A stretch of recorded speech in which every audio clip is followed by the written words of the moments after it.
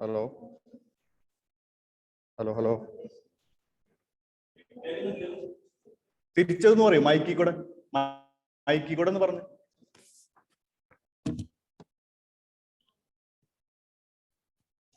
Hello hello hello hello കേൾക്കാവോ? Hello hello കേൾക്കാവോ?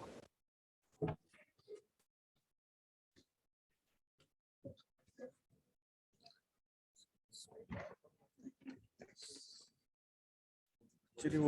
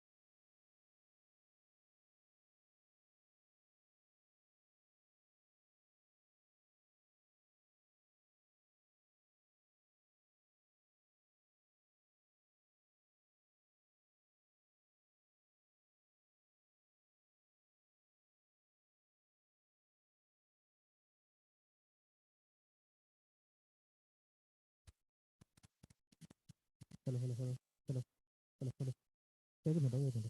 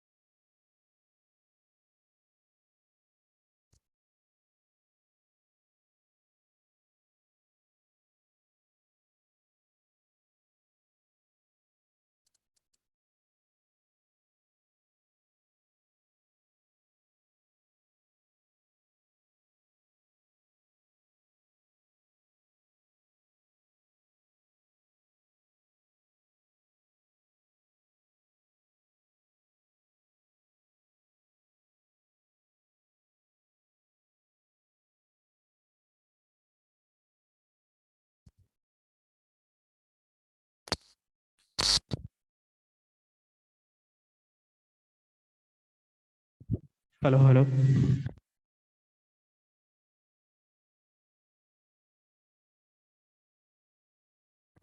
Hello hello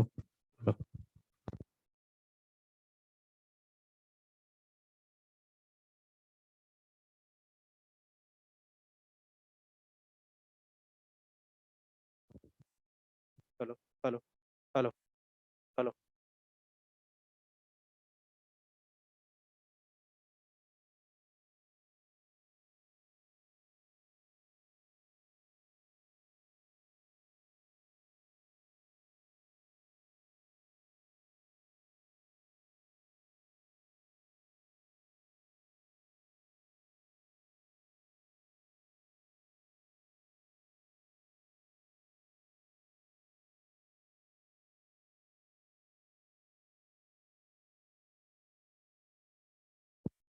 hello hello check.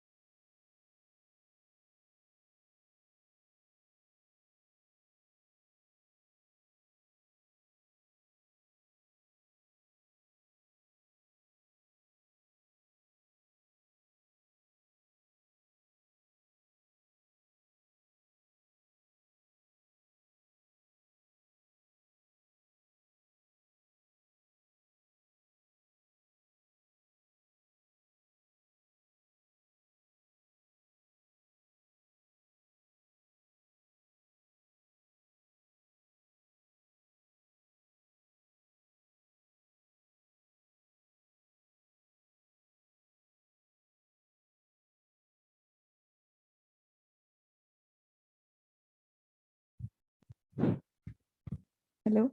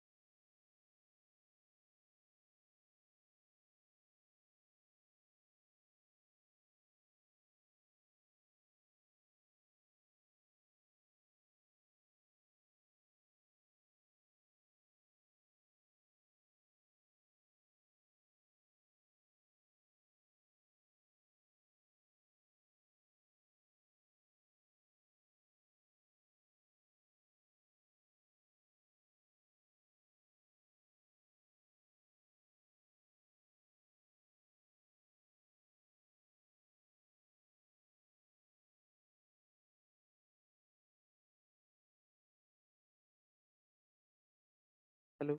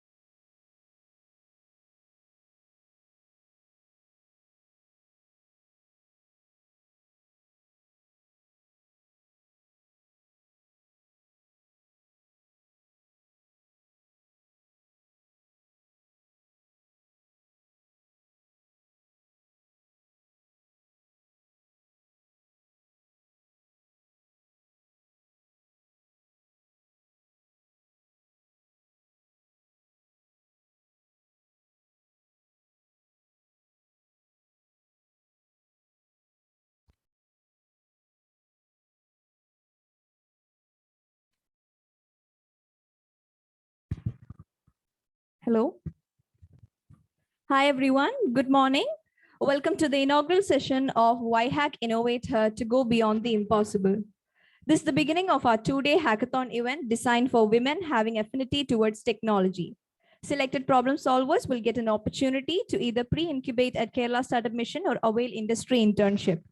This is a two-day hackathon event which will bring in industry leaders, women in tech professionals on a common platform to share knowledge and thought leadership in technology and design. Apart from this, we are also organizing a panel discussion on Career 2.0, bringing women back to work.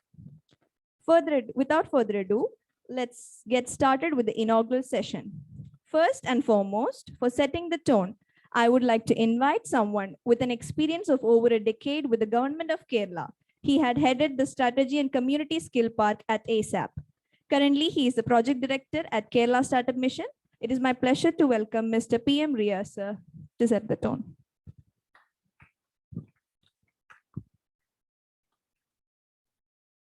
Very good morning to all.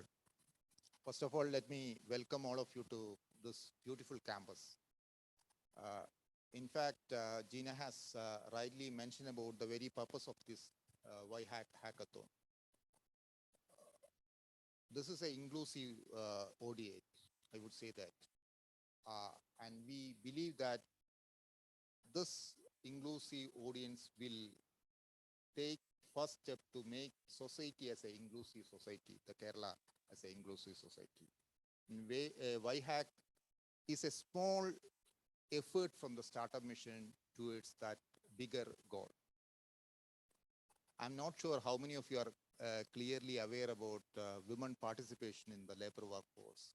The percentage of the women in labor force is, you have any guess in Kerala with respect to Kerala? 50% plus 20%, 30%. I think this is the right 20.9. That is the percentage of the women in Kerala's workforce. But the percentage of the women in the higher education system, it's almost 80%. Where are these girls or the women going or disappearing from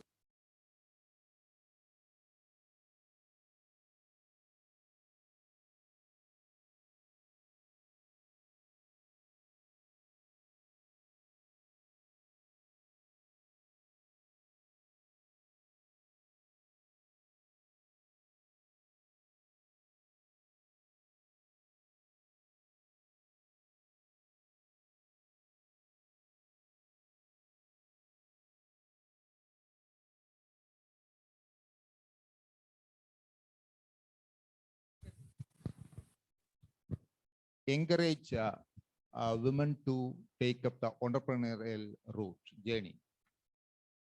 Today, we partnered with EY. EY is our strong supporter in many of our activities. We recently started one of a unique initiative in the climate change itself. We started a hackathon to come up with a solution for that climate-related challenges. And there is a hackathon. We just started Climathon in partnership with the EY itself.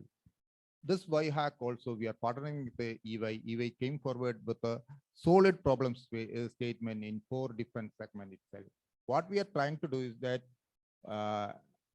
on one side, we are trying to create a platform for a like-minded individuals who wanted to make a change in the Kerala society. That is one part. That might be a women professionals or a women policymakers or a women entrepreneurs and students itself. That is one side that is we are aiming for it. On the other hand, we also wanted to develop a solution for the things. We are not a spectators. We are active players. We don't want to sit in the gallery. That is very clear itself. So this is where this the relevance and the significance of the initiatives like YHAC itself. And this we are organizing as part of a larger program, the Kerala Innovation Week. The Startup Mission organized this I would say that celebrate the innovation throughout this week in partnership with the various organizations, primarily to inculcate or promote the spirit of entrepreneurship among various stakeholders. Today itself, there are 3 hackathons are happening. One in the Buildathon, there's a just adjacent to our amphitheater, there's a hackathon already started, yesterday started, today they are going to. Today afternoon also, there is a new, there's a separate hackathon is organizing. We expect this YHack hackathon will come up with a certain solution which Startup Mission can further handhold and support to develop as a truly impactful endeavor to make a change itself. So this is, I'm not taking much of your time. There is a, in the beginning of the 20th century, there is a poem, there is a poet wrote a small letter. Where are we, where are our wisdom when we lose knowledge? Where are our knowledge when we lose knowledge to the information? So these type of activities actually trying to connect our knowledge with a larger wisdom. So to attain a meaningful endeavor. So I wish all the very best. And also, I urge all of you to explore this facility further, and you can encounter n number of passionate individuals in this campus itself. Make utilize and connect with them and build your network itself. Wish you all the best, and I expect a good solution from this hackathon itself, and we will extend support to all the participants. Even if you are not able to bring out a meaningful solution, don't worry about it. You be in the ecosystem. There are enough opportunities to wait for. And one thing I can assure you that there are n number of empty number of schemes and programs are offered by the Startup Mission. If you found that none of the programs or schemes are meeting your aspiration, please bring to our attention. We would be able to design a new program for us. That is the commitment, that is the offer we can give to you. Once again, I wish all the very best to all of you. Thank you. Thank you, sir. Next, we have someone who found their passion in the promise for a better future, Rumi Malik Mitra. She's a director, corporate responsibility, GDS operations. Rumi has extensive experience in visualizing, strategizing, developing, and organizing large-scale corporate responsibility and social impact programs aligned to business priorities and country global development agenda. Rumi is joining us virtually. Rumi, we welcome you to share a few words.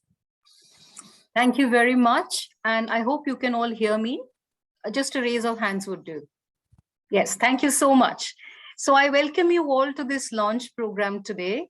And first and foremost, I would of course like to thank the Kerala Startup Mission for this collaboration. Of course, in the past few years, EY, GDS, and the Kerala Startup Mission has been partnering for a number of programs, especially those that focus on strengthening the startup ecosystem and mentoring young people who are seeking careers in technology and innovation. So I'm personally very glad that our teams have been able to come together yet again to continue another collaboration through this hackathon. I believe this program is very significant. My previous speaker has also pointed in that direction that a fast-growing country like India cannot really take the full advantage of skilled workforce unless we support our women to participate in technology more effectively. Now, we all know that women in technology constitute less than 30% as a workforce. And the truth is not just about the data. I think the fact that the world is innovating and creating solutions and products, many of it is meant for women. And they're doing that without even having women really actually contribute in the designing and the building process. How can we really innovate effectively when half of our world's population is not even participating in this innovation process? So personally, I'm very happy to see that this platform is going to provide a platform for participants to come together to use your skills and innovate. Again, in the last few years, we see a number of organizations, tech companies, and government entities like the Kerala Startup Missions are opening doors and opportunities for women developers. And this is a fantastic platform to honor their talent and enterprising women who come together to show their talent in a very unbiased and safe environment. Of course, a hackathon, like any other space, is an inclusive space, both designed for men and women. But I do want to point out that giving a platform to women, brighter minds, driving their passion for something as important as this is really significant as a part of the program. As you know, across the sectors, industries are using, companies and organizations are using hackathons for a number of reasons: to skill, to upskill, to demonstrate talent, to innovate, to find solutions, and also as a platform for hiring. Many times also just to have fun so that people can come together and innovate. I'm very happy that the EYGDS team, technology team, is going to be a part of this initiative. It's going to support mentoring of all of you who are participating here today. And we hope we can continue this kind of mentoring and supporting the ecosystem. So I thank all our team members from EYGDS who will be with you for the next few hours and days of the program. And now I think, last but not the least, again, I thank every one of you who are participating in the program today. It's a means to upskill. And one thing that I would point out, as STEM students and STEM practitioners, of course, you are expected to have logical thinking and critical thinking and sense making and problem solving. A hackathon kind of platform also offers you an opportunity to demonstrate your teaming abilities, your collaboration abilities, your abilities to convert an idea to a solution and to be able to present it to a wider audience. And let me tell you, the last part of it is as important as actually creating the solutions, because that's where you're going to bring your ideas to the world. So again, hopefully this platform will give you the opportunity and give you the exposure to boost your tech careers. As an organization, we do want to make sure that we are providing an inclusive platform for everybody to participate in this growing knowledge economy. So thank you very much, everyone. I wish you all the best and look forward to seeing you here again. Thank you. Thank you so much, Rumi. Next, we have Babida BP, Head of Information Security at CSB Bank. She has over 21 years of vast experience in IT and information security. She also has extensive management and domain experience in driving the information and cybersecurity programs. She's also a part of Mentis Association for Cybersecurity and speaker in many international summits and events. Ma'am, I invite you to share a few words. Good morning to all, and really very happy to see passionate young blood here. And it is my honor to address you people today morning. And first of all, I would take this opportunity to thank Kerala Startup Mission to invite me for this inaugural address. And what Rumi and Riaz has mentioned, I am not talking about gender bias. I don't believe in gender bias. And I don't believe in women empowerment also, because we are already empowered. Do you agree? Yes. So morning, you have yours. I have to hear your voice. Yes, isn't it? Okay, there is no requirement for empowerment.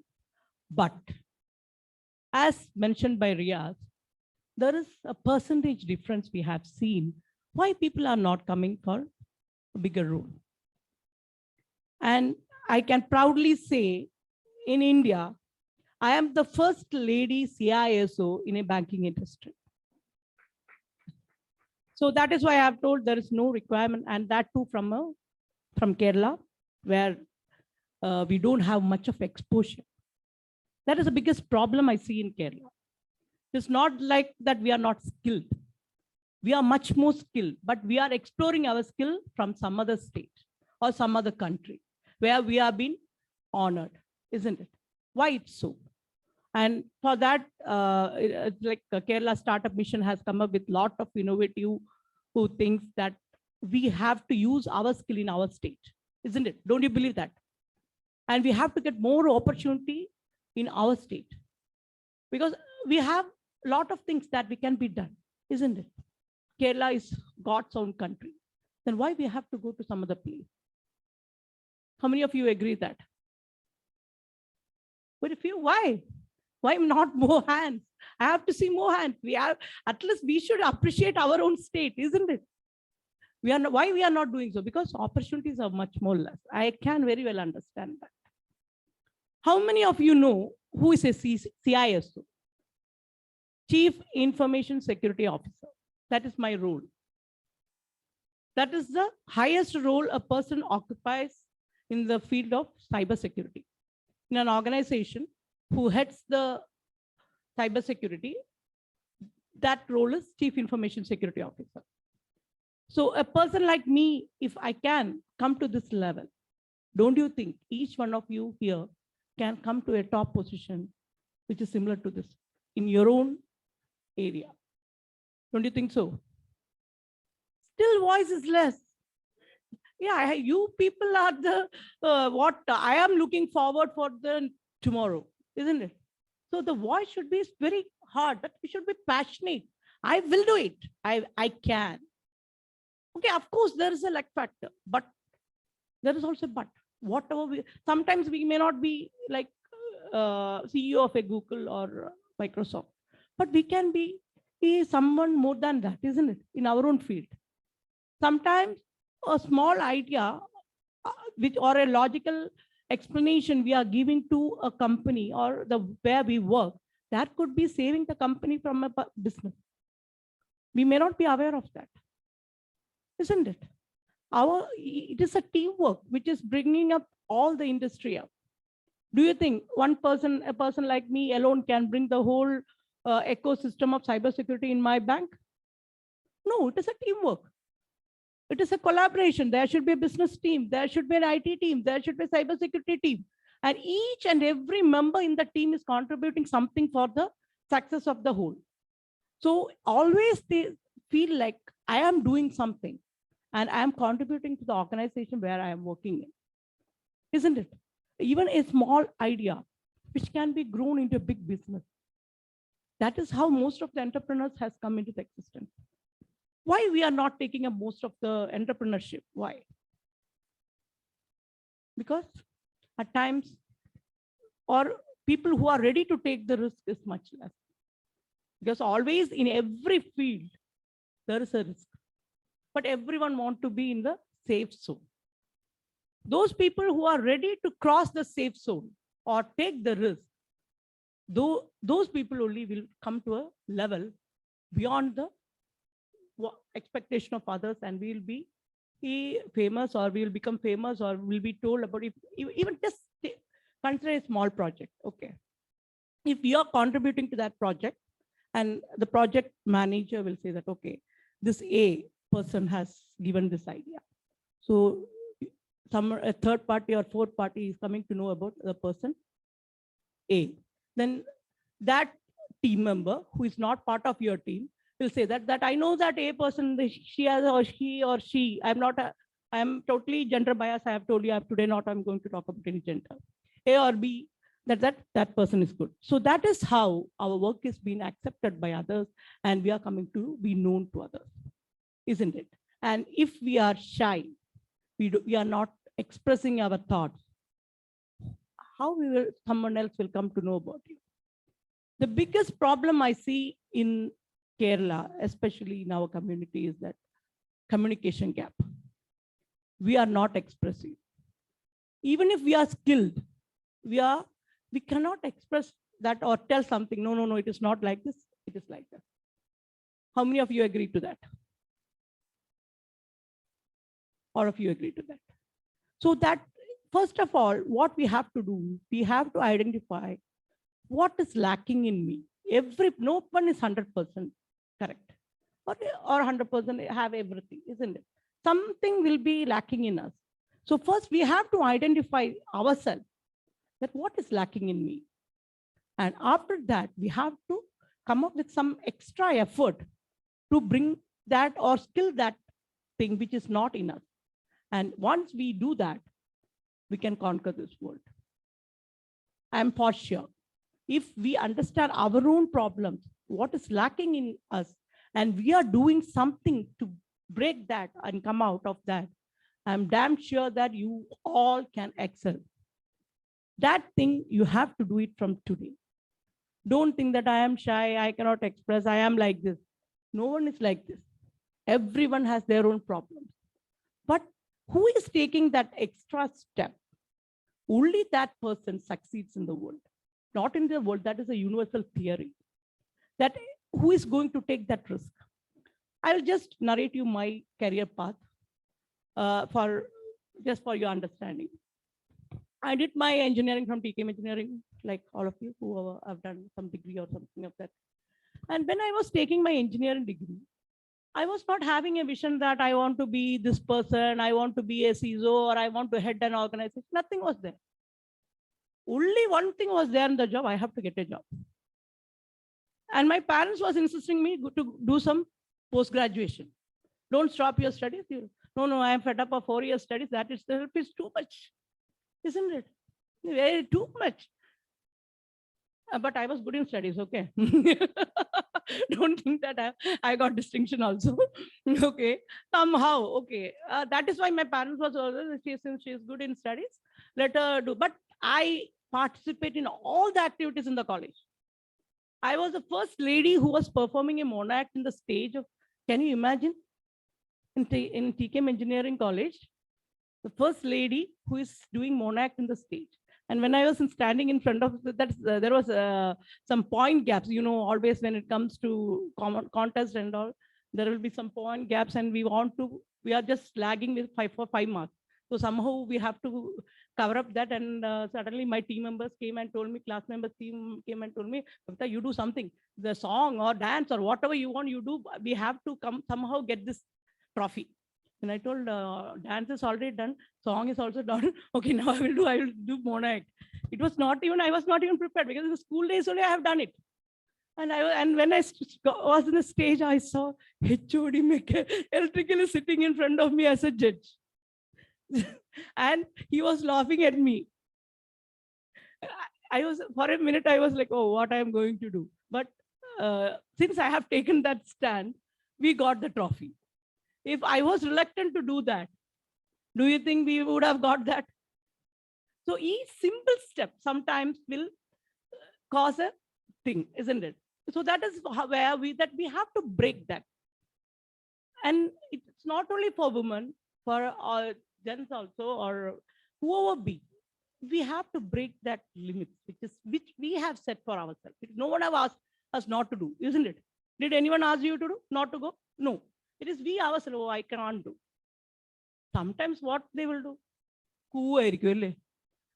Nothing more than that, isn't it? What else they can do for us?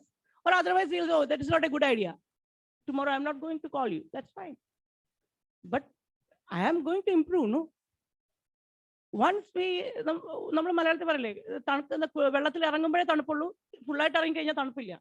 similarly, we have to come out of all our barriers. Then I have joined a Technopark One company, and from there I was good in C++ and all. Then I moved to some other company, which was Honeywell's Offsite Development Center. Then I moved to, because at that time that's the WTC problem, and all these things came. I thought, okay, I want to be in a safer zone. So when I got an opportunity in bank as a IT manager, I got into the banking field. When it comes to the banking field, it is a vast industry. Biggest advantage which I have seen in that industry is that we can learn anything in the world, because all the softwares, regarding network, everything is available in that environment. That helped me a lot.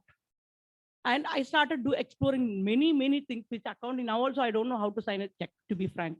For the last 19 years, I'm working in a bank. Still, I don't know how to sign a check. That is a fact, because I'm not skilled for that. But do you think I don't know banking? No, because it rarely needs the use. I'm not going to use check every time. No? we are going to the ATM or we are doing net banking or something of that kind. Then after 15 years of almost 15 years of my career in different roles in IT, I was initially I was a developer. I have done software for our trial balance, that is a tallying of the accounts. So just imagine if I was not taking the initiative to do that, I was left alone with other team members, isn't it? And when I started contributing to my bank, then only they started realizing that this person is worth for me. So no, nothing comes for free in this world. Keep that in mind. Everyone is paying money to us for our contribution. It can be our idea. It can be something which we does. So what additional we can give to them, that is what contributes more. And that is why they are hiring you. So what we have to improve our skill set every day, whatever way possible. You have to improve your skill set. Especially in the field of cybersecurity, what I see is we are not getting enough skill set. And many of the people have a feel like cybersecurity is something else. But it is IT only. How many of you agree that? What is cybersecurity? When you people were talking about hackathon and why hack, and I was thinking of you doing some hacking to a system and some people are intruding and something of that kind was happening. Then once coming over here, I came to know it was something related. It's also hacking to the innovation, isn't it? It is a hacking to the innovation. Since cybersecurity is my core subject, I just want to give an idea about what is. Do you think hacking is ethical? What is hacking? Simple meaning of hacking. Come on, yeah, today it's morning. It is not even afternoon. You are going to be entrepreneurs and not you are able to talk to me. Come on, what is hacking? I'm only asking for the English meaning. I'm not talking about cybersecurity related things. What is hacking? Here today we told that startup mission is try to hack into innovation. Okay, they want to get you people, more innovative people into this industry. Getting into the system, bypassing the system,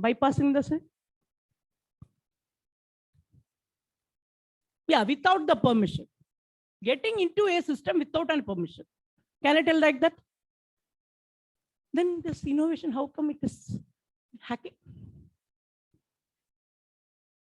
Now hacking is very common jargon, which is very attractive, isn't it?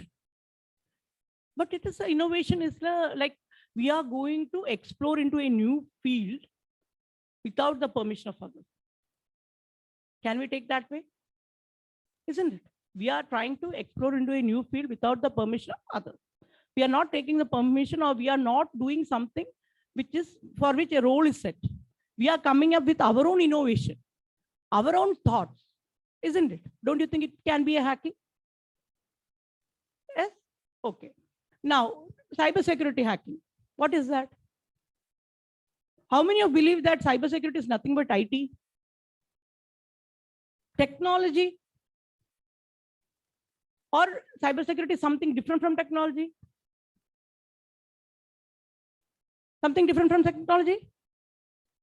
No. Then what is cybersecurity? Securing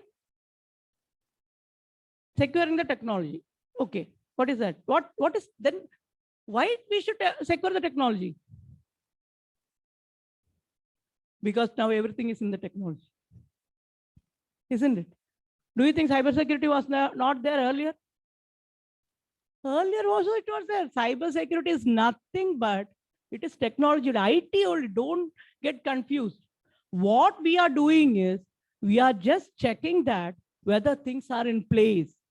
Anyone can come into my system. Anyone can intrude into my system without my permission and take away the data. Since I am in the financial industry, the security measures will be much more because we are holding people's money, isn't it?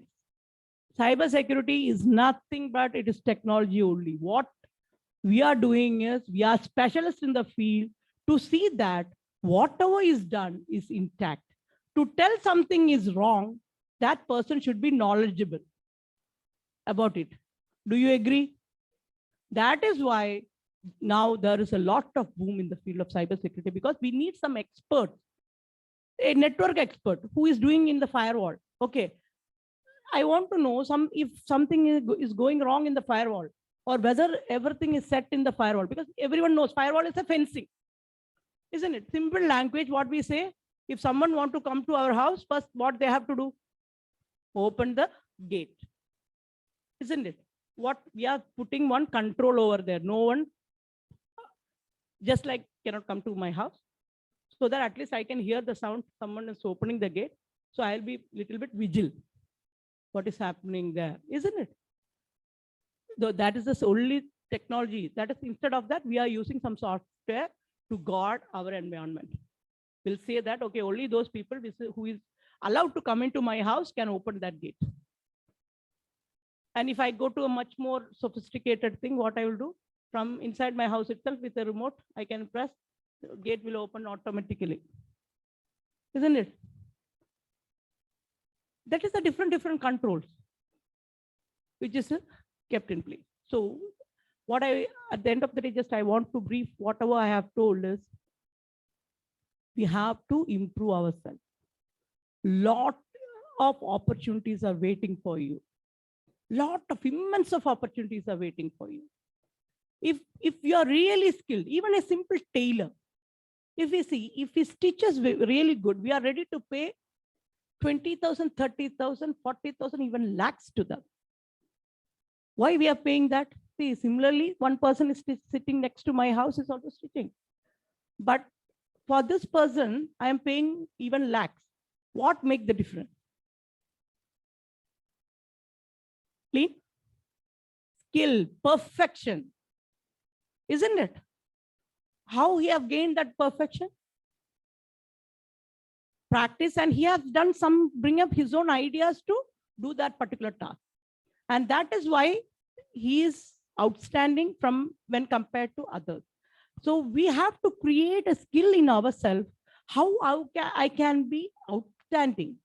See, if 10 people are sitting in this room, okay, if I want to call one person, whom I will call?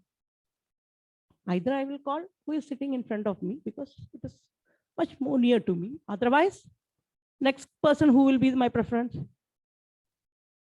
who is showing like more attentive to my class, responding to my session and all, or who is telling some innovative ideas or something of that kind. That is how he or she is becoming different from the normal people. So how we can create difference in us? Everyone, lot of people are passing out every day. Lot of degree, postgraduate, skill, then after that you people are specializing in something else. All these people are in the market. Just by going and taking a degree, do you think that will be enough for this industry? No.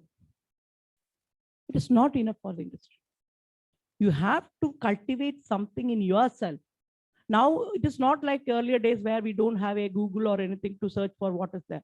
I have now many young generation, I admire that. Many of the people have that thought like what they have to become. From 10th standard onwards, they have an idea, I have to become this person, or I have to be like this. If we have that vision, I assure you, definitely you will reach that. But just by having the vision doesn't work. You have to create your skills for that. Okay, how we are going to create the skill is up to you. And that is what will keep you ahead of others. And that is what put tag on you, and you will be more marketing, like you will be paid more for the skills. Understood? Otherwise, I have to be an entrepreneur with my own idea, and I'll excel. There also the skill is required, but the risk factor is more. But people who are ready to take the risk, they will reach the top. Those who want to be in the safe zone, they will be like this. But to become an entrepreneur, you should be ready to take that risk. Whatever comes, I am going ahead. Many a times you might be coming across many problems. How I am going to face that? And each problem will help you to polish you. Over a period of 20 years, even from my characterization itself, it has changed a lot. If in my 20s, if I respond to something very fast, If that is okay, fine. Now I think before answering something, over a period of time, we have to polish ourselves.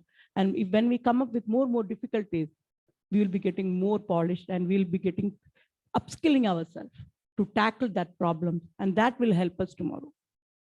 So with all this, what did you understand? What are you going to do?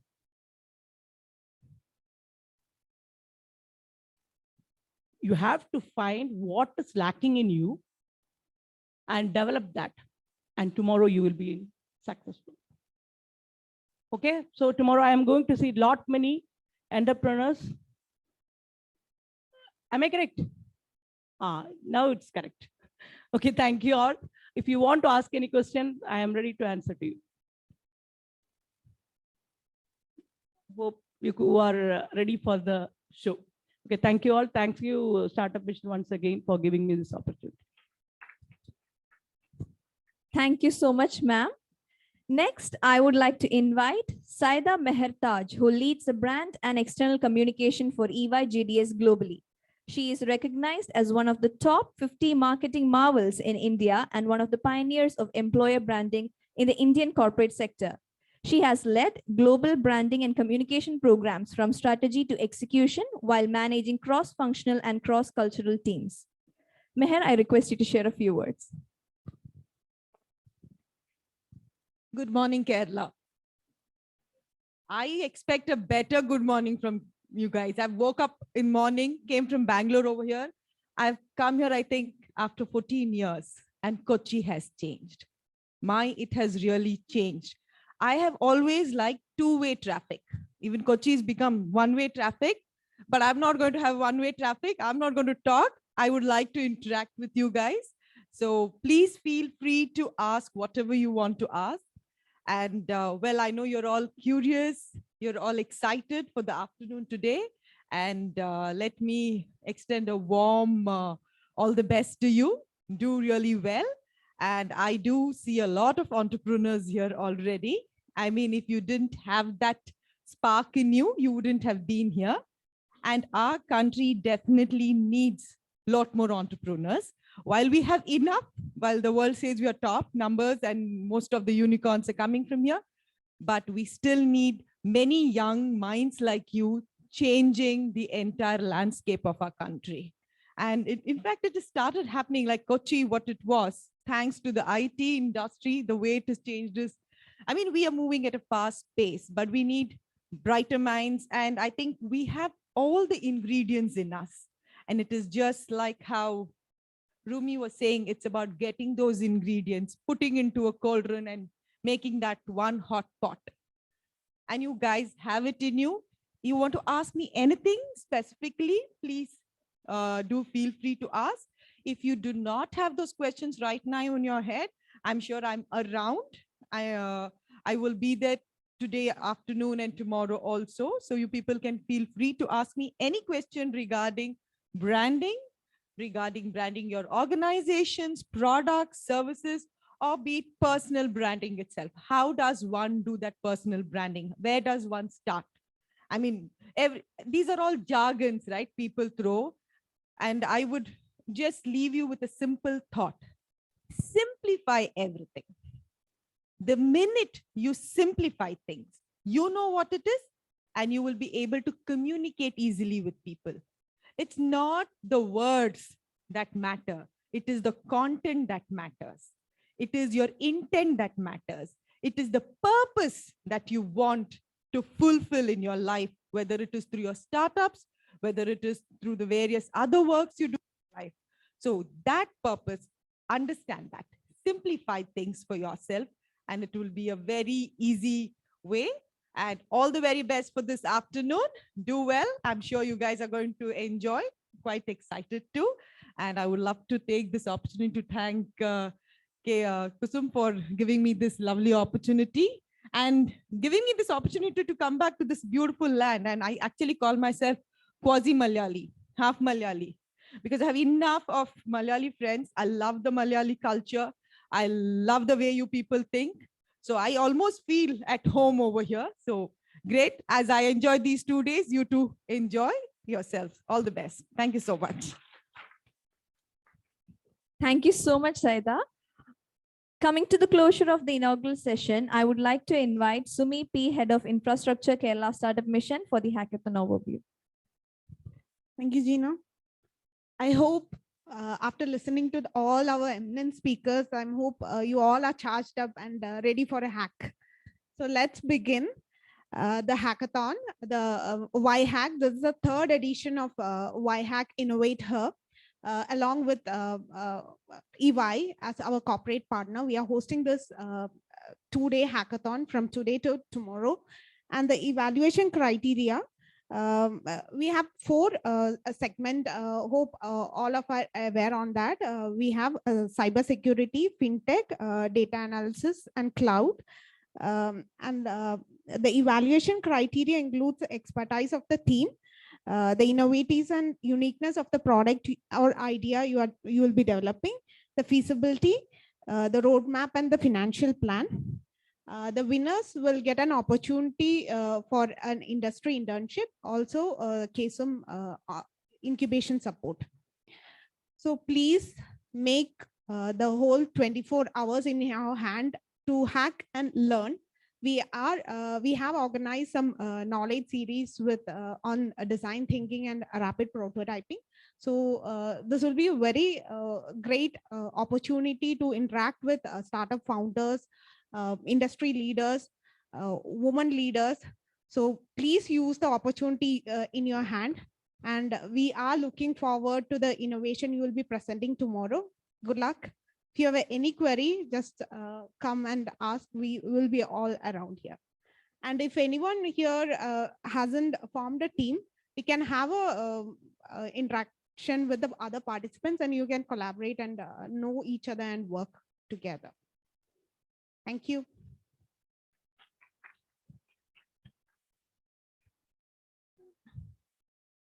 We have a small hampers for our speakers who have come forward for inaugurating this session. Binu, please help.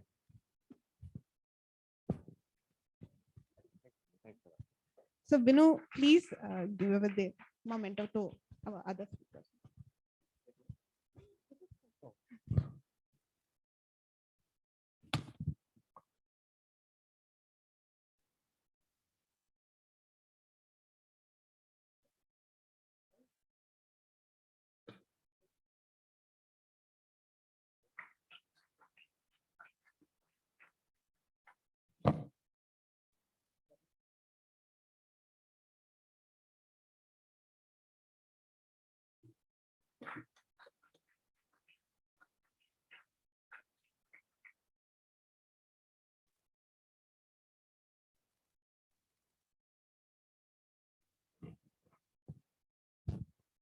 Thank you, Sumi. With this, we come to the end of the inaugural session. I would like to take this opportunity to thank all of our esteemed guests for taking time out of their busy schedules and being here with us today. We will now move on to the design thinking workshop, followed by the prototyping session. You will have dedicated volunteers and mentors along with you all the time. And if you have any queries, please feel free to reach out to them. And thank you all again for joining. Looking forward to seeing you all in action. Thank you.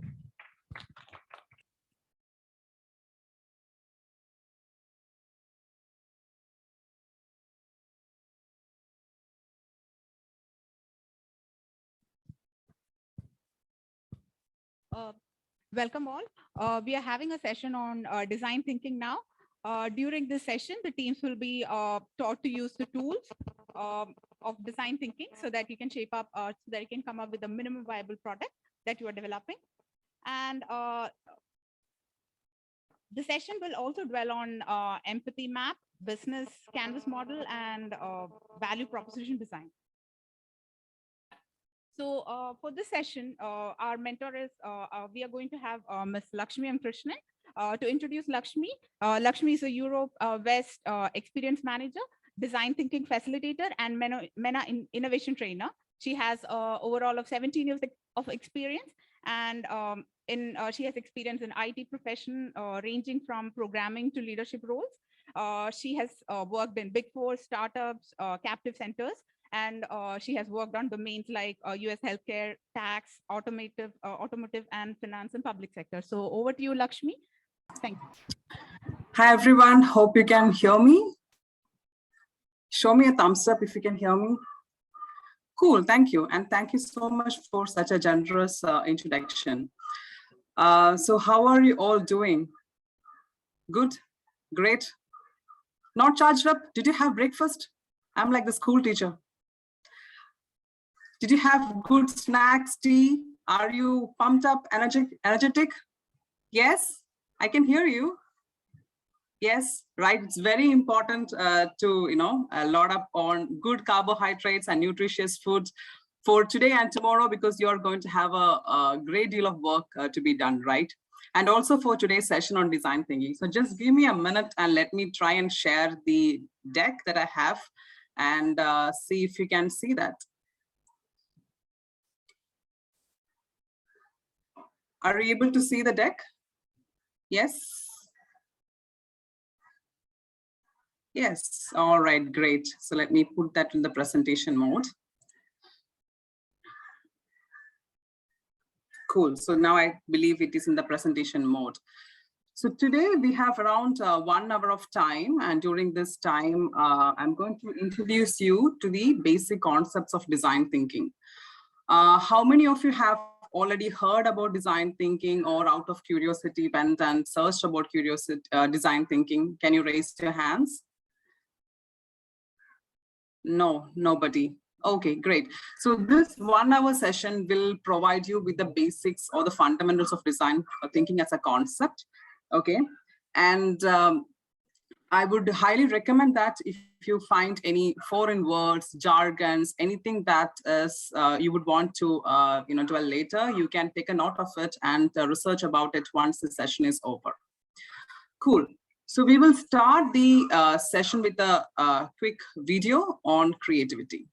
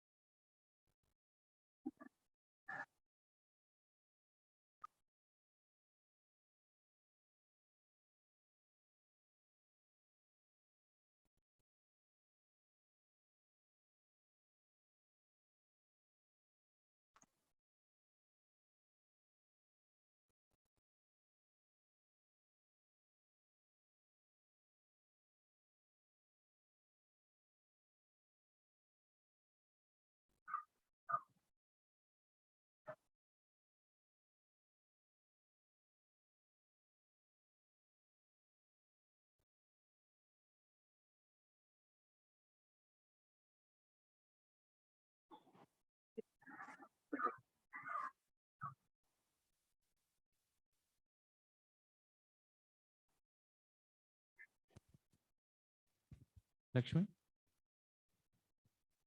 can you hear us? Lakshmi, is it audible for you?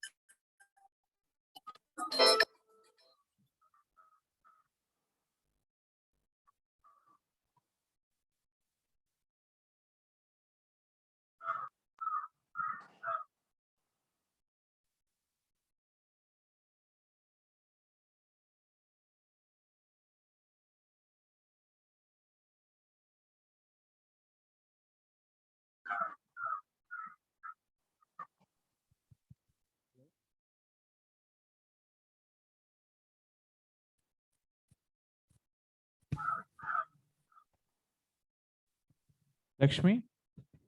Hi. Yes. Can you hear us? Yes. Yes. Yeah, we are able to see your slides. No problem. And the video also, right? Yes, we can see you as well as the video. You can go in presentation mode and so that things are a little more clear. Right. So I hope all of you enjoyed the video. Yes. No. All right. So, No, Lakshmi, we didn't see the video. Were you playing something from your deck or? yes. I was playing something from my deck. Actually, your deck is on the first slide, where introduction to design thinking, and we didn't move ahead after that. So maybe Oh, is it? Yeah. So can you put it in presentation mode and maybe we can go again? It is on presentation mode already. But we're not seeing it that way, maybe. So are you, one second, let me just go back to my first slide. Are you seeing this on a presentation mode? Ground rules video, where does good ideas come up from? No, it's still on the first slide. Are you having two monitors? I'm having two monitors, yes.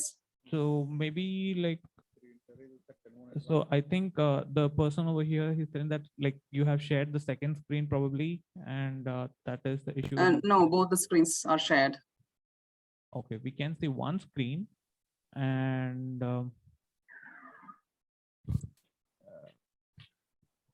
let me put that to presentation mode once again. Sure. Okay, I wasn't aware that you were not able to see this. No, actually, I tried to reach you on phone, but yeah, I think. Okay, let me end the slideshow. Okay. Yeah, but we still see. Have you closed your deck? And we can still see your deck actually. The first slide. It's like stuck on the first slide. Your screen. Okay, let me stop sharing. Yes, now it has. Now you may probably can reshare. Let me reshare.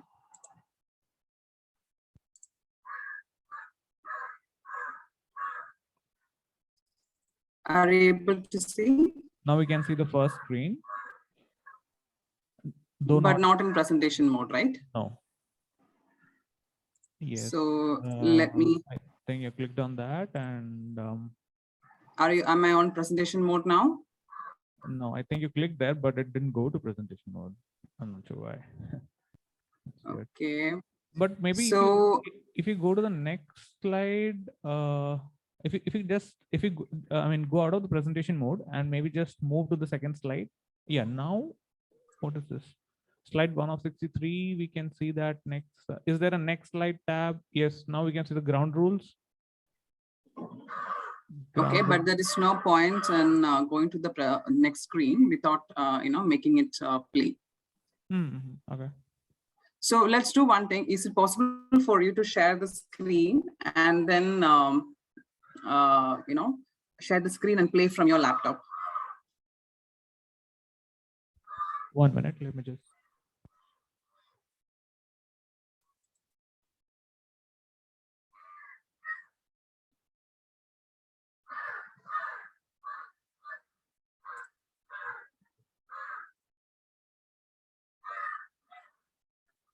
Sorry for the glitch.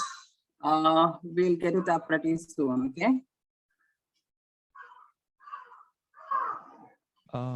They don't have an interactive desktop. I mean, they have a pen drive sort of thing, so you're not able to play it as such. But if you are able to play that video, I mean, you are wanting to show the video, right, Lakshmi? Yeah, there are a couple more videos, so that is why. Okay. So, can you play the video now? I mean, is it playing now? I can see it playing. We are seeing it now. Steven Johnson, but have you not shared the audio? Have you not shared the audio while sharing the screen? I think somewhere, because we're not hearing the audio if there is one. Yeah, I'm sharing the audio now. Just can you see that? Is it still going?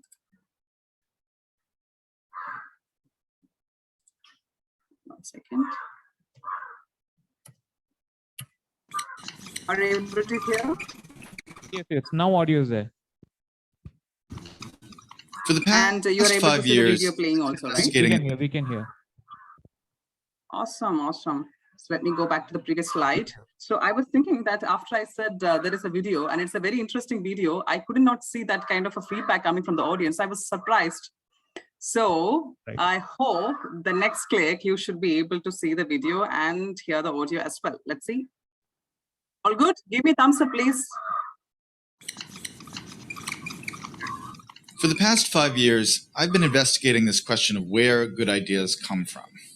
It's the kind of problem I think all of us are intrinsically interested in. We want to be more creative. We want to come up with better ideas. We want our organizations to be more innovative. I've looked at this problem from an environmental perspective. What are the spaces that have historically led to unusual rates of creativity and innovation? And what I've found in all of these systems, there are these recurring patterns that you see again and again that are crucial to creating environments that are unusually innovative. One pattern I call the slow hunch, that breakthrough ideas almost never come in a moment of great insight, in a sudden stroke of inspiration. Most important ideas take a long time to evolve, and they spend a long time dormant in the background. It isn't until the idea has had 2 or 3 years, sometimes 10 or 20 years to mature, that it suddenly becomes accessible to you and useful to you in a certain way. And this is partially because good ideas normally come from the collision between smaller hunches, so that they form something bigger than themselves. So you see a lot in the history of innovation, cases of someone who has half of an idea. There's a great story about the invention of the World Wide Web and Tim Berners-Lee. This is a project that Berners-Lee worked on for 10 years. But when he started, he didn't have a full vision for this new medium he was going to invent. He started working on one project as a side project to help him organize his own data. He scrapped that after a couple years, and he started working on another thing. And only after about 10 years did the full vision of the World Wide Web come into being. That is, more often than not, how ideas happen. They need time to incubate, and they spend a lot of time in this partial hunch form. The other thing that's important when you think about ideas this way is that when ideas take form in this hunch state, they need to collide with other hunches. Oftentimes, the thing that turns a hunch into a real breakthrough is another hunch that's lurking in somebody else's mind. And you have to figure out a way to create systems that allow those hunches to come together and turn into something bigger than the sum of their parts. That's why, for instance, the coffee house in the Age of the Enlightenment or the Parisian salons of modernism were such engines of creativity, because they created a space where ideas could mingle and swap and create new forms. When you look at the problem of innovation from this perspective, it sheds a lot of important light on the debate we've been having recently about what the internet is doing to our brains. Are we getting overwhelmed with an always connected, multitasking lifestyle? And is that going to lead to less sophisticated thoughts as we move away from the slower, deeper, contemplative state of reading, for instance? Obviously, I'm a big fan of reading. But I think it's important to remember that the great driver of scientific innovation and technological innovation has been the historic increase in connectivity and our ability to reach out and exchange ideas with other people, and to borrow other people's hunches and combine them with our hunches and turn them into something new.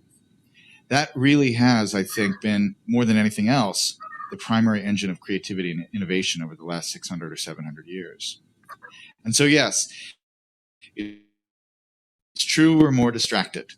But what has happened that is really miraculous and marvelous over the last 15 years is that we have so many new ways to connect and so many new ways to reach out and find other people who have that missing piece that will complete the idea we're working on, or to stumble serendipitously across some amazing new piece of information that we can use to build and improve our own ideas. That's the real lesson of where good ideas come from. The chance favors the connected Cool. I mind. hope you all enjoyed the video. I think in this of entrepreneurship, you have done a very good step, the first step, so you can all give a pat on your back, that you have come together in this platform and you are collaborating. So definitely at the end of this program, you're going back with much more brighter ideas and friendship with like-minded, bright individuals. So why I showed you the video about creativity, because creativity and innovation are very much linked to design thinking. Design thinking is an approach to innovation. It helps us in developing products, services, and solutions that are the needs of real people and technologically feasible, and that can be turned into a viable business. So we have to remember one thing before we dive deep into design thinking, that it is an approach and it is a mindset. but there is a methodology to build this mindset. Now, is design thinking a pretty new concept? Most of us think that design thinking is a pretty new concept. No, it has been around for a very long time. But it got popularized by a legendary design firm called IDEO. Probably you would want to research and study more about what this design school does. And they have a lot of articles, and they have a lot of study materials, courses, programs to equip you with different aspects of design thinking. So it got popularized only probably 3 decades back. And after that, it came into various business schools. And I think around 1990s is when IDEO developed it. Much before that itself, Stanford Design School had it as part of their curriculum. Now, design thinking principles are taught in various prestigious institutes across the world. And not only that, it is being used in corporates for solving complex problems in the industry. So in EY, we have a team called WaveSpace. I represent that team, and we use in our day-to-day job the concepts of design thinking, the design thinking framework and methodology to deal with the complex real-world challenges from across the world. So this is what David Kelly from IDEO has to say, that in design thinking, what was missing earlier, the human element in the business. So we are making the human element important, or as equal or more than equal with the technical and business elements. So this is the real design thinking focus. So everyone talks about the business viability, like, should we do it? Should we do this business? Should we do this idea? Technology or solution feasibility, how can we do this? Like you are having a great idea and you are having a great technology solution or whatever kind of solution that you're having, but we often miss the people's desirability. For whom you are building this, do they really want it? Is that a pain of your user that you are trying to resolve? So design thinking brings the focus onto the people and helps us to bridge the gap between what's human and what's digital in the future of work. So I mentioned earlier, design thinking is more on in terms of the mindset and approach. So we will have to reframe how we do a lot of things in today's world. So traditional thinking, you will always look for the right answer, right? But in design thinking, you start from the fundamental. Are we asking the right question? And some of the other approaches is we don't design for the users, we design with the user. So when the the user is coming with a problem, it is not that we are trying to distance ourselves from the user and trying to resolve their challenges. Rather, we are collaborating and we are with the user to design for them. And we try to listen more on their stories, their experiences, their feelings, what is their day-to-day life, what are their goals, what are their feelings. So that is the approach for design thinking. But as I mentioned, it's not a magic, it's a method. So when we really think that a lot of things that go along with design thinking is similar to what go along with the art, so you feel that people who are able to do design thinking are born with that talent, or they have some kind of a magic or some kind of an inborn skill to think for their user. No, it is an established method, and this mindset, you all can achieve the mindset of a design thinking concept, as well as we can easily implement that when you are solutioning. So some of the key elements of a design thinking mindset is empathy. So empathy is the fundamental part of the design thinking mindset. I think in today's world, we are talking a lot about empathy, but is it that easy to empathize with the situation? No. So there are multiple tools and methodologies to empathize with the situation or empathize with your user, which I will touch upon very quickly in the further session. So empathy is one key element. Collaboration, we should have a very open and collaborative mindset to be with the user, to listen unbiased, understand their scenarios. Very action oriented. So it's not that we don't create anything until we are very sure about the 100% of everything. It is more agile. We are people who are having the design thinking mindset are very much into prototyping. So they do prototype ideas, concept that quickly put that into test and see if the user is able to accept it or not. So these are some of the key elements or key factors which will which will help us to design with the design thinking mindset. So when do we use design thinking? So we don't use a design thinking when there is no open-ended results and when there is the problem is very linear in nature. That means like, upfront the solution can be A, B, or C, then you don't need to use design thinking. Design thinking is applied to problems which are very complex. So there are variable factors, a lot of fluidity, and you do not know where the problem is coming from. Is it one domain or multiple domain? And also places where we need to understand people. So I'll give you an example. So in EY, when we work with the clients and we try to understand their problem statements, it is not a straightforward black and white situation. Like, like we ask them, okay, what are your challenges in the industry? Let's take an example from a pharma industry where they are trying to build a different, they are trying to think what could be the future of their engineering teams, for example. So, or any industry, be it an automotive industry also. So often when the in the other technology implementation projects, they are telling that we need to improve the operational effectiveness of our company, for example. Okay, so there are multiple technological solutions that you can use to address this. I will say that I will use SAP to solve your challenges, or I will use Salesforce to solve your challenges. But often in all these approaches, what we miss is the human element, which can be very complex. Probably even after you implement such a costly solution for that company, it may not work because you've missed out completely on the human element, how each department collaborate with each other. What are some of the political nature? What is the kind of dynamism that is existing in different departments in that company?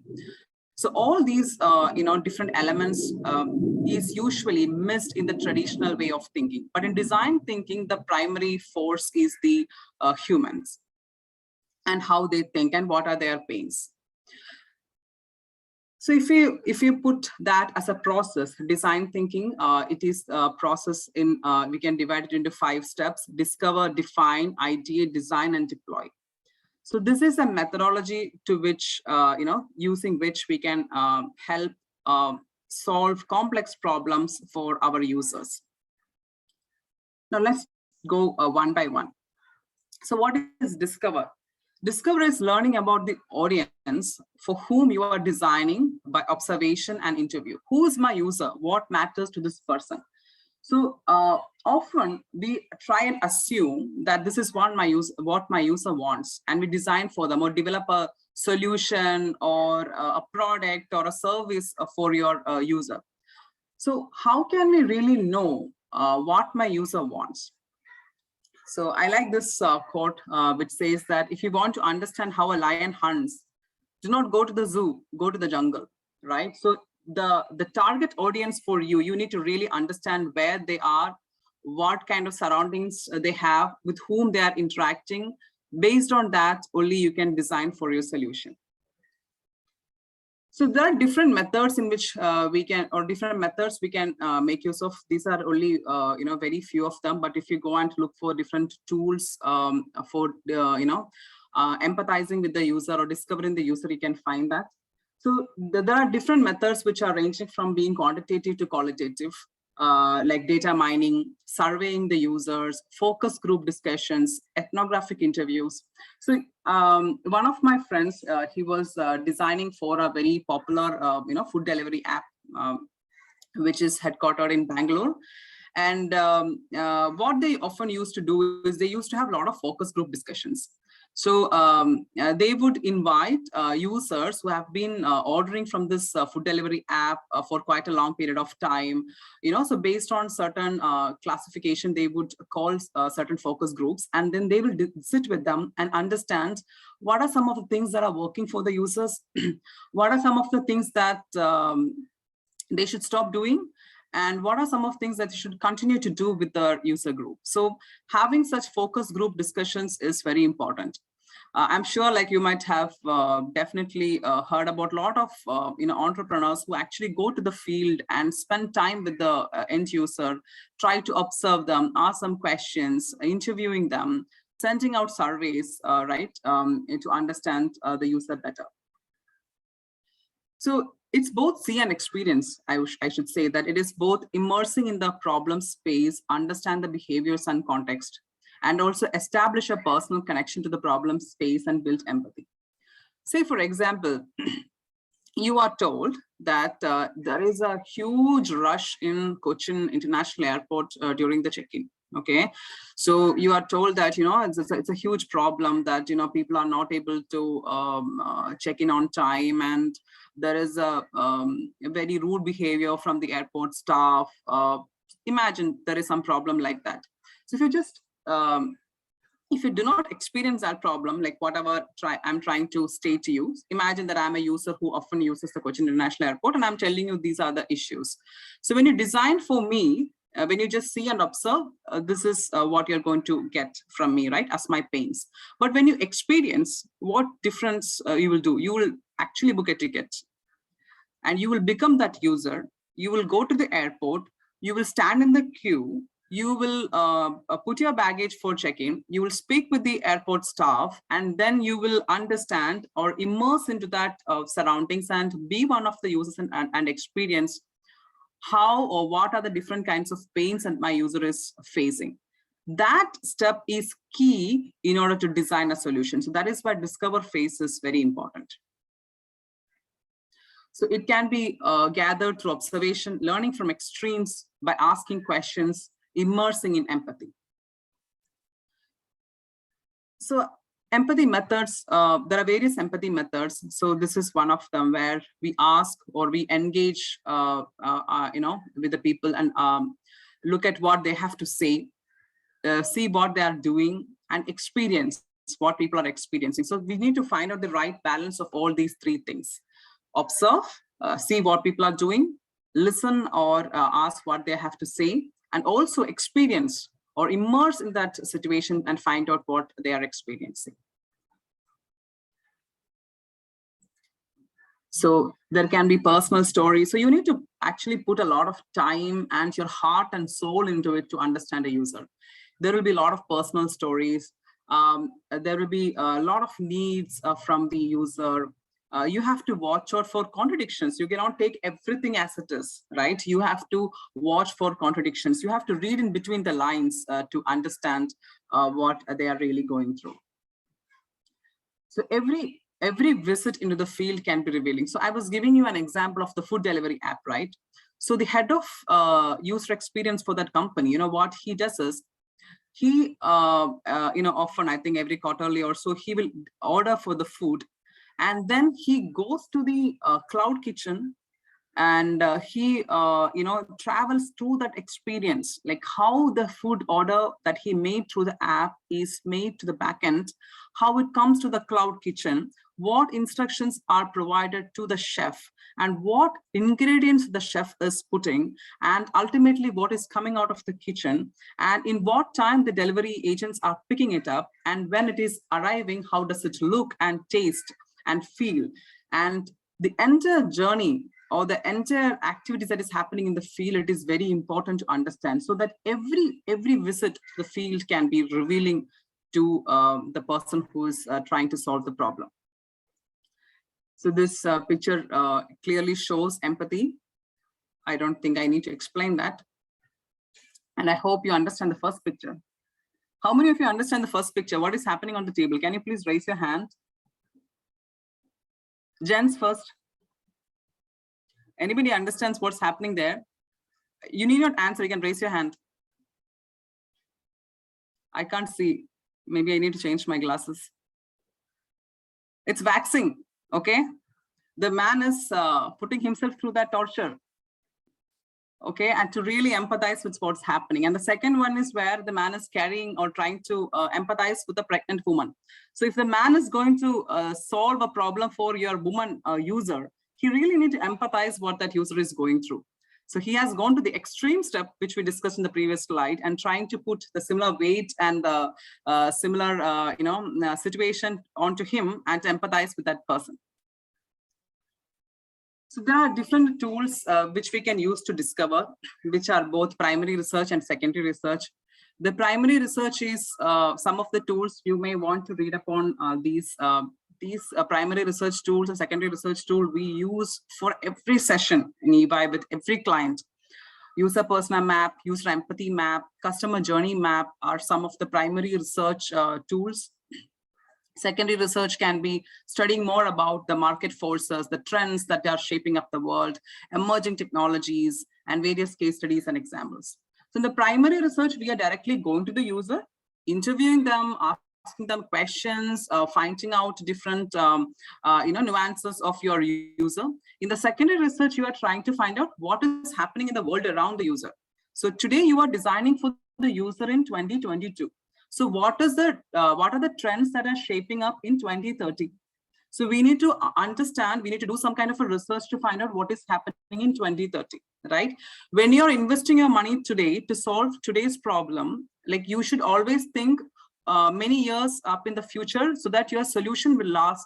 So very important that you do the research and understand what kind of a generation that this product is going to use. What kind of a market situation is going to come up, what your competitor is doing. So it's important that you do both research as well as you understand your user. So user persona is nothing but a fictional character who is going to represent the traits of your user. So for example, you have users divided based on the age dynamics. So you're putting from 20 to 30 age bracket, I'm having user A, say Joy. And 30 to 40, I have somebody else, say Ravi. So I have Joy and Ravi's two user personas for my particular situation. And what are Joy's aspirations, which generation he belongs to? What is Ravi's aspiration, what generation he belongs to? What are his needs? What are his goals? What is his day-to-day surrounding like? So that is a user persona. So here you can see pretty quickly that the various canvases that we use for the case study. So user persona is the first one, where you are actually talking through the goals, the job responsibilities, the pain points. And the user empathy is more about what I'm hearing from this user, what is their feelings, what do they think, what do they see. And this is a day in the life of your user persona, so that you know when exactly to intervene and interject your solution. So quickly going to the define, just want to check on the time. If Joseph is there, let me give a cue if you're okay with the time. Yes, Lakshmi, please go on. Thank you. So next stage is the define. So define is actually identifying what is a need. Okay, now you understood the pains, gains of the user. Now you know what are the things that are happening in the market which are shaping up tomorrow's world. But you need to know what is the need of your user. Okay, that is a defined part. After defining what exactly the user need, then only we are going to the next step. So we have still not reached the solution, right? So we'll give you a quick example of situation in Nepal. I'm not sure how many of you are familiar with this. Something called infant warmer. I think it has a different name in Nepal, Nuno Nanny or something like that. I'm sorry for the pronunciation. So what was happening is a lot of babies in Nepal, the fatality rate was very, very high, mainly because of hypothermia. So there was no means, the neonatal facilities in Nepal was very bad or very low. And also the poor villagers over there could not, spend a lot of money in, taking their infants to those kind of facilities in the hospital. So they came up with a solution for this, something called infant warmer. So it was the solution to, stop the fatality rate based on the hypothermia. And it had very little bit of operational devices inside this warmer, which will keep the infant warm, and it saved a lot of babies. So here, before we came in the define stage, suppose we were in the discover stage, what we discovered, we discovered that the infant mortality rate is very high in Nepal because of hypothermia. And second is that the neonatal solutions in the hospitals is very, very bad. So if we had not really defined the need of the user, some of the probable solutions would be equip the hospitals with a great high-end neonatal solutions or devices, right? But what the user really wants, what the Nepali mothers really wanted, they wanted something which was cost-effective. If they had put a really big, device, modern solutions or appliances in the hospital, it could have not been accessible to these mothers. Second, they wanted a solution which is similar to what they have used, so they are not overwhelmed with technology, and they wanted, they are not very technology savvy people, so they wanted to use something which is easily operatable. So here, the people who innovated this warmer understood the need of the user.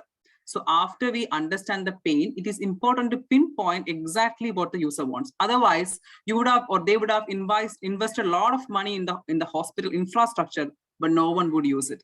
I think when we look into a lot of situation happening across or surrounding us, you can observe and find out that solutions are there a lot, but are the people really using it? Do they really want it? Was that their need? So there are different tools which will help you to identify the needs of the user, to think from their point of view, try to reframe the question to the user so that you understand what they really want. So be very specific, use verbs, and always look for insights, observations. So here we are tackling at the people's needs. The problem statement should be about the people that the team is trying to help, not focusing on technology or not looking for any kind of monetary returns.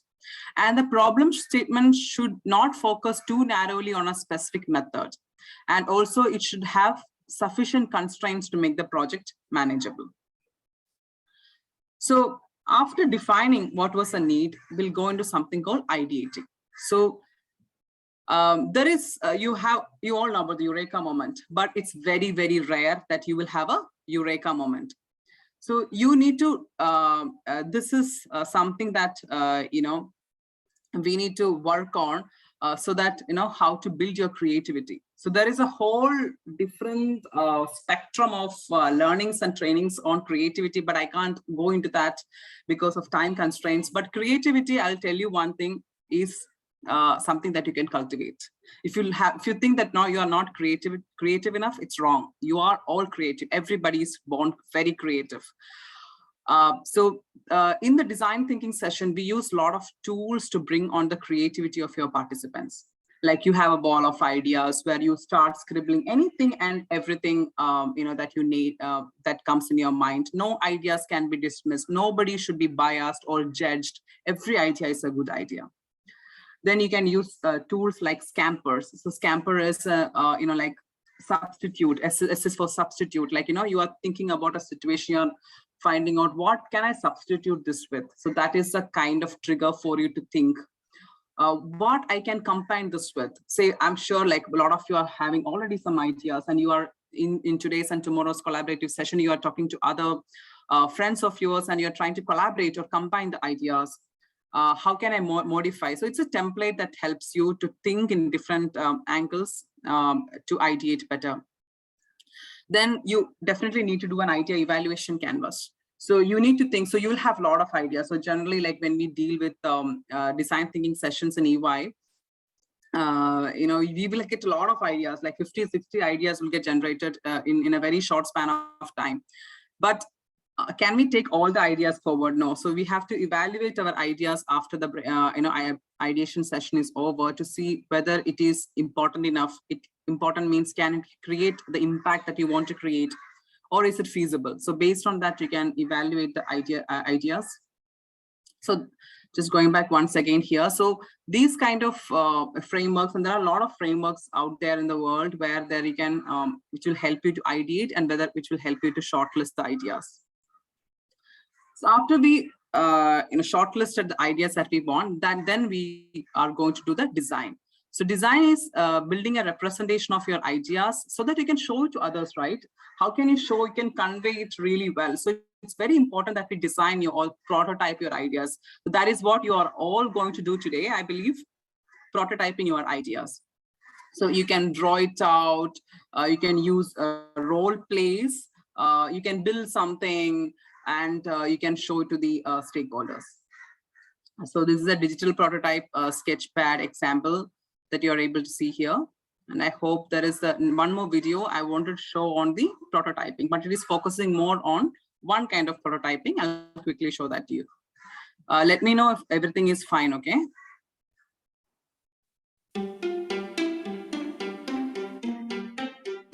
Audio is fine? Okay. What is a prototype? The way I think about it, a prototype is an experimental model of an idea. It's a way to give our ideas a presence that we can put in front of somebody else to see if our idea has value. As a design researcher here at Google, I put ideas in front of people who use our products all the time. Is your idea ready to be put in front of people? Yes. In fact, in this video series, we'll share with you several types of prototyping methods that you can use to get your ideas in front of people as soon as possible. Now, how will you know when it's right to show your idea to someone else? The fidelity of your prototype should match the fidelity of your thinking. So don't be afraid to share your prototypes early and often to get feedback to guide your next product design decision. So we put together a series of 3 videos to introduce you to various techniques we use at Google. There's sketching and paper prototyping, digital prototyping with form and principle, and native prototyping. So to get things started, let's take a look at how teams at Google take an idea in their head and make the first stroke of the pen on paper. Hi, my name is Melissa Powell, and I'm on Google's developer relations team. I get to work with designers, developers, and entrepreneurs both inside and outside of Google to solve some pretty tough design challenges. And I'm Miriam Sheikh, a senior user experience designer at Google. I design ad experiences to make them better and simpler to use for products such as Google Search, AdWords, and DoubleClick. And we're here to talk to you about sketching and paper prototyping. I often work in digital prototyping and graphic design tools to create high-fidelity mocks like these. But even at a high-tech company like Google, we generally start the design process with something that looks a lot more like this. By the end of the video, you should feel confident knowing when to use sketching and paper prototyping, 4 types of sketches we commonly use at Google, and 3 primary benefits of paper prototyping. Sketching is a fundamental part of the design process and can help you make key decisions about what to design. It can be as simple as drawing on a piece of paper or even a Post-it note. Or you can use any of these common materials to create a more realistic sketch and share your sketch with others. Sketching can be used in nearly any stage in the product design process. You can use different types of sketches depending on who you're working with and what you need to communicate. Sketching is great when thinking through all of the initial ideas running through your head. You can sketch to outline the steps in a user flow, explore a variety of layouts, and to show the basic app structure, or what we commonly call a wireframe. Once you've agreed on the rough layout, we usually create higher fidelity sketches with details such as buttons, images, and color. At this point, you may decide to transfer your sketches to your digital tools, but the more you can flesh out your ideas on paper, the faster you'll move on your computer. During mid-development and even post-launch, you may need to rethink your design and want to quickly visualize new ideas. So you might bust out a pen and paper even if you already have high-fidelity digital prototypes. It can be faster to communicate and validate your new ideas through sketches before you have to make those changes to your digital prototype. In addition to sketching, another low-fidelity option is paper prototyping. Today I'll cover how paper prototyping can help you think through key user interactions, use color more purposefully, and visualize elevation and shadows. And let me give you some practical paper prototyping pro tips. As you can see with the sketch that Miriam created, it's easy to visualize the user flow, but it's a little bit more difficult to understand the user interactions between the screens. You can use your paper prototype to simulate interactions. For example, if we look over here, I've pre-created some paper prototypes, and we can explore what happens when I click on an individual button. Here we have the floating action button or the quantity, and we can actually have it drop down. And see what happens when a new screen appears and we're looking at the checkout cart. We can also select the address and a pop-up window will appear. To avoid carrying around your paper prototype from meeting to meeting, record these interactions with your phone. Or you can create an animated GIF by taking a few stills and throwing it into Google Photos' Auto Awesome feature. It's just easier to share your ideas with people that way. Another pro tip is to print out existing screens. Instead of redrawing all the common elements over and over, the goal here isn't to test your arts and crafts skills, but to explore the interactions and natural transitions between the screens. And since we're working with paper, you can also explore different principles of material design, such as color, elevation, and shadows. Material design is Google's visual design language that synthesizes classic principles of good design with the innovation and possibility of technology. And at the end of the day, it was inspired by the study of paper and ink. So why not get back to basics using paper and ink? So that was about preparing the prototypes. So I'll give you a little bit of a personal story. So long back when I was, I started my career with a different firm, Deloitte. I was working there for more than a decade. And I came out of it for, starting up on my own. I was in Bangalore at that point in time, and every coffee shop that you go to, everybody is an entrepreneur. Everybody is brainstorming. Everybody is around coffee. But I think it's a great way to collaborate as well. But in Cafe Coffee Day in Bangalore in those days, the manager would come up to you and say, if you have spent more than 1 hour, they say like, excuse me, like, there is another group of entrepreneurs waiting, they want to brainstorm too. So it used to be like that. And I thought, why don't I also try something out, because I have great ideas. But I did have multiple ideas. One of them went a little bit more far, but I'll tell you the very first idea that I had, and I'm not going to tell you the idea, but then what happened during that. So since I was from a technology background, I thought immediately let's develop an app, a small app, and then show that app to different stakeholders and test it out. But I spent a lot of time on this app. Okay, and it is not that easy, right? I had spent a lot of time on app, and I thought that is the only way in which I can actually show it to different people, my mentors, who can validate my idea. But I was wrong, right? After discovering these kind of videos, I mean, it's easy, and you do not be embarrassed to do something as simple as writing down on a paper, because big, large companies, great innovators use paper. So as mentioned in the video, do not think about your paper skills or your craft skills. Just think about quickly what you can do. It's all in your control. Write down and quickly show that to your important stakeholders. From the design, then you go into the deploy stage, where you are showing it to the various stakeholders, interviewing them, asking about their experience, doing a bit of a role play, trying and testing it. So it's important that you bring your ideas faster onto the table for testing it out, prototype it, and see how you can get early feedback, and it's good to fail fast. Right, so get early feedback and improve your product or service. So with that, I have covered the fundamentals of design thinking. So what next, right? Let's quickly look into the business model canvas. So business model canvas describes what your organization create, who are your important stakeholders, and what value that you're going to create.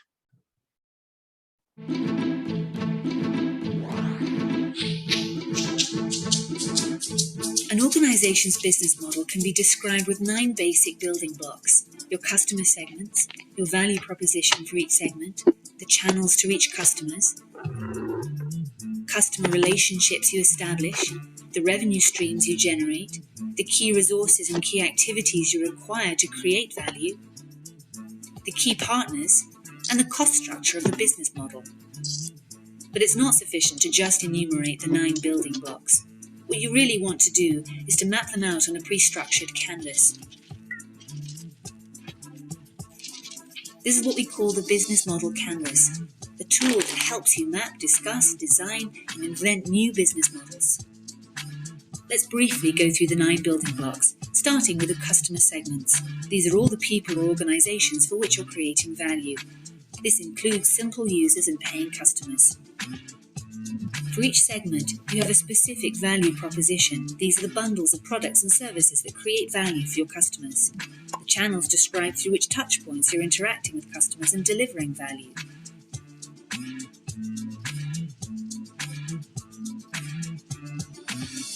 The customer relationships outline the type of relationship you're establishing with your customers. The revenue streams make clear how and through which pricing mechanisms your business model is capturing value.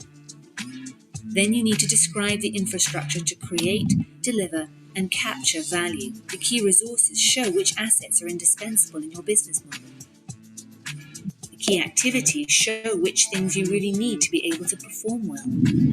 The key partners show who can help you leverage your business model, since you won't own all key resources yourself, nor will you perform all key activities. Then once you understand your business model's infrastructure, you'll also have an idea of its cost structure. So with the business model canvas, you can map out your entire business model in one image. This works for startup entrepreneurs just as well as for the most senior executives. Okay, so that was about the business model canvas. So we will go in detail about what makes the business model canvas. So first is the customer segments. So you need to identify what are the different target audiences that your product or service is addressing to. Then the value propositions. What's the value proposition that you would want to hold for your customer based on their needs? Various channels. How can we deliver this value to the customer? What are your different channels of reaching to your customer? Customer relationship, it's different from the channel. It is how to maintain a relationship with your customer. So once you have established a channel to reach your customer with the value that you want to propose, how can you maintain the relationship with the different kinds of customers? Then the revenue streams. So what are the different ways in which you are making money, right? Then the key resources. What are the various assets you need? What are the different machineries you want? The different kind of vendors that you would want to connect with? That makes the key resources. Key partners. So what are some of the activities that are happening outside your company with whom you can partner? And the cost structure. What is the cost for me for running this company? What are the different kinds of cost, for the raw material, the salary, for the machinery? So all this will form the business model canvas. So this is just a summary of all that. But I think it will be very easy for you to understand if you look at the example. So you're all familiar with Netflix, right? And this is an example of Netflix's business model. So now look, let's try to connect with the definitions that we listened to with the example that we have here. So we have the value propositions, 24/7 on-demand entertainment with high definition shows. These are some of their value propositions, unlimited access, and what are the channels, any device, Netflix app. So these are the different channels with which you are there reaching the customers. And customer segments that based on geography, based on languages. Now, how do they, maintain the relationship with the customer? By providing ease of use, self-service, on-demand. And what are some of the key activities that they need? Technology, R&D, content licensing, content production. What could be some of their key partners? Filmmaker guilds, media producers, cinemas, theaters, regulators, because they have to do it in different countries. So different kinds of licensing. So that brings us to the cost structure. So what is the cost of running something like a Netflix? Licensing cost, marketing, infrastructure, building the infrastructure, the actual production, and the revenue streams. How do they make money, right? How do they make money? By subscription models, DVD rentals. So these are some of the examples of Netflix. So let's quickly look at Airbnb. So with Airbnb, now look at the difference. What are their value propositions? Income generation for the host, for the guest, low cost accommodation, for hotels, access to guests, experience providers, income from guests. So these are some of the industry examples for the business model. So you can refer to more, you can Google about it, and you can learn more about various business models of established companies. And I hope that will be an inspiration for you also, and for creating business model for your own, initiatives. So thank you. And I would like to leave you with this one statement. I hope you all read about that. So if I had an hour to solve a problem and my life depended on the solution, I would spend the first 55 minutes determining the proper question to ask. For once, I know the proper question to ask, I could solve the problem in less than 5 minutes. So with that, I'm thanking all of you and good luck to all of you for the next prototyping session. I hope you benefited something out of this short session. And I really sincerely want all of you to go and read up more on the new terms that I introduced to you during this session. Thanks to all. Thank you, Lakshmi. Thank you, Lakshmi, for an amazing session on design thinking. So we'll quickly take another 15 minutes before we break. We have colleagues from EY who will give a brief on the problem statements. So I request Serene to come and give a brief. Thanks. Yeah, so let's move into next session. So we will give an overview of each problem statement. So if anyone interested to change their sector, kindly let us know. Okay. So let's call upon each representative. So to present problem statements from cybersecurity, first I call upon Sharon.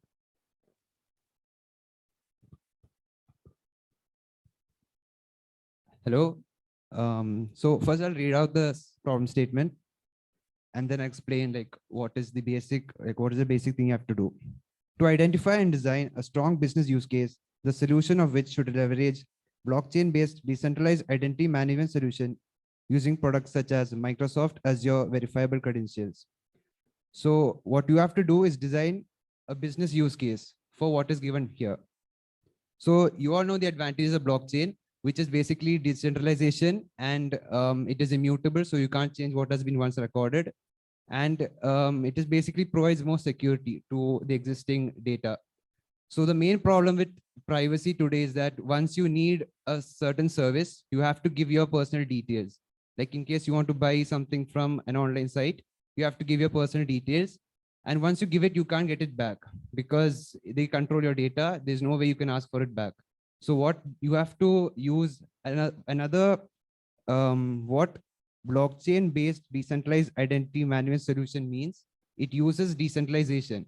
That is, instead of giving your personal details, you can give a certain private key or a credential, like a signature, a digital signature, instead of your personal details. And using that, you can verify your identity on that certain platform which you're using.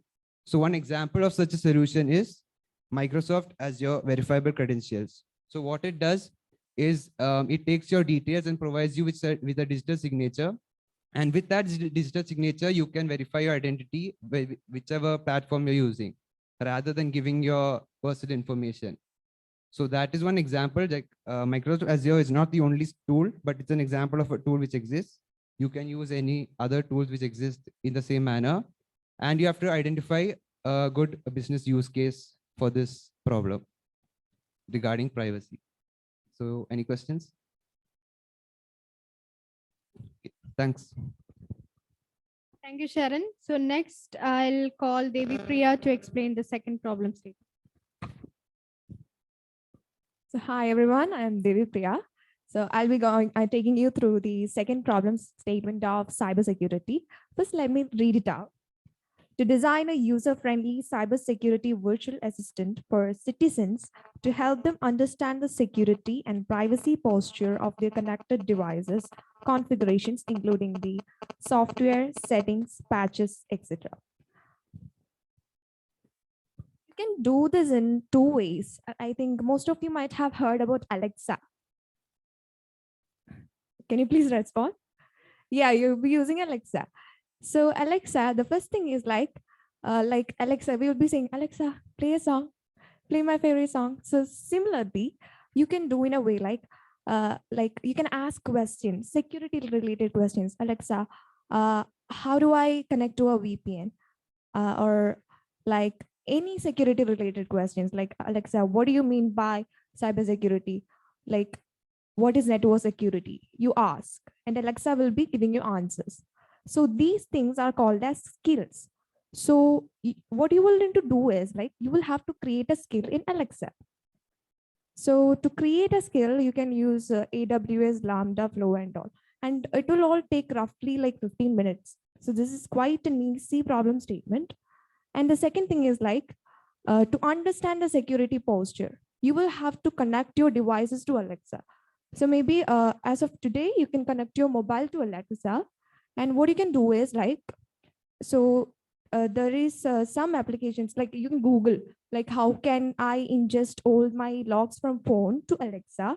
And then you will be like, you will have to program it in a way like Alexa will be notifying, like if you have an open bank applications and you haven't logged out, it will have to notify you.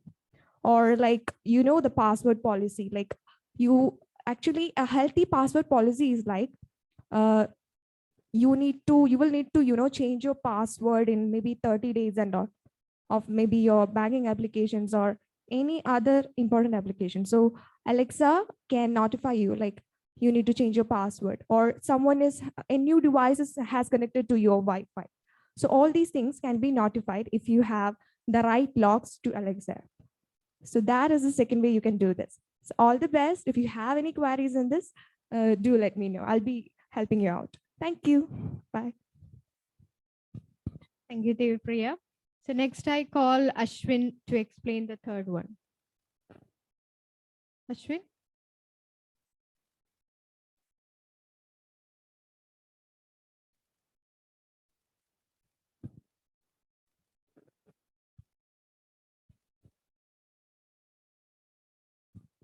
Okay. Yeah. So let's move on to next sector. So for that, I call Anand or Surya. Yeah.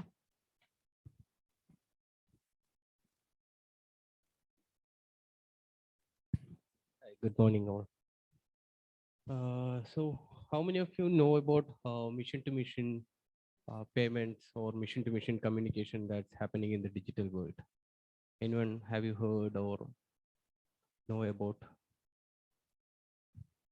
Okay, did you guys ever had a chance to see recently like Sundar Pichai's like video conference where he was showing like the phone is calling in a restaurant and making a booking for you? Have you seen that video? Okay, so that's a new technology that's coming in. Okay, where the devices are actually doing things for you. Okay, they will be buying or purchasing things for you according to your preferences, etc. So there comes this particular scenario where we are trying to where the mission to mission payments are going to happen. So when you're purchasing something, you have to pay, right? So now machines are doing the same purchases. We have to find a way, or you have to build an architecture that depicts this, like how a machine-to-machine communication can happen, particularly for purchasing something, and how this can be secured. Okay, that is another thing. So you can use AI, ML, or any of the artificial intelligence fraud detection techniques to identify like or detect any fraudulent activities that can occur in these payment structures, as well as the entire architecture, like how this flow can be built on. Okay, that's a scenario that you have to build. So any questions on that? Yeah. I will also read the problem statement. I will hand over. So I'll read the problem statement for this. And the problem statement in FinTech is how to use ML or AI to authenticate mission-to-mission payments. The proposed solution should be able to authenticate the process of user authentication and authorization for the payment initiation without any input from the user. One mission should initiate the payment based on AI or machine learning routine, and the AI part should be able to authorize these payments by validating the security and fraud detection techniques. The other mission should complete the payment transaction using predefined workflows. So anyone has any queries?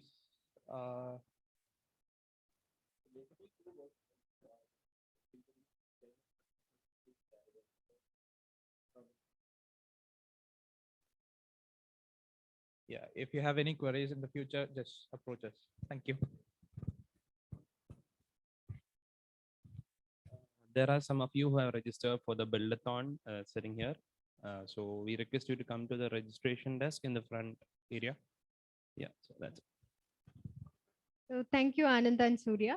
So next I'll call Devi Priya again to introduce the third problem statement from cybersecurity.